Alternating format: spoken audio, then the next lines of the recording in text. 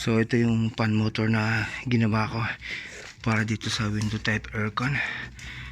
Yan ang problema niya, hindi lumalamig kasi hindi bumubuga yung hangin dahil sira yung fan motor niya. So ngayon okay na, i-repair ko yung loob niya. So yan, yung mga piyesa sa loob ang pinalitan ko dyan.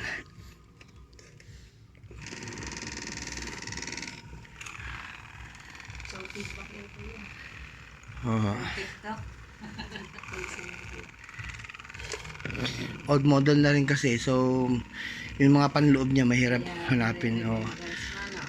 Hindi po, ano po yan, proof of skills yan. Napakarami ko po nakapost na video, libo. Kaya pag nag-search ka ng magaling na technician, isa ako sa lalabas. Ito po, bihira na akong gumawa nito. Sabi ko nga sa inyo, after so many years, ngayon lang uli ako tumanggap. Usually kasi mga automatic washing machine na ginagawa ko ngayon. Na yung automatic washing machine kasi kompleto ako ng piyesang dala in just 30 minutes tapos sa akin. Na ganun nga po yung presyo ng gawaan. Pag kasi expert ka na kasi kabisado mo na. Dati nga rin kasi ako sa dalawang service center kaya talagang expertise ko yan. Ito okay na.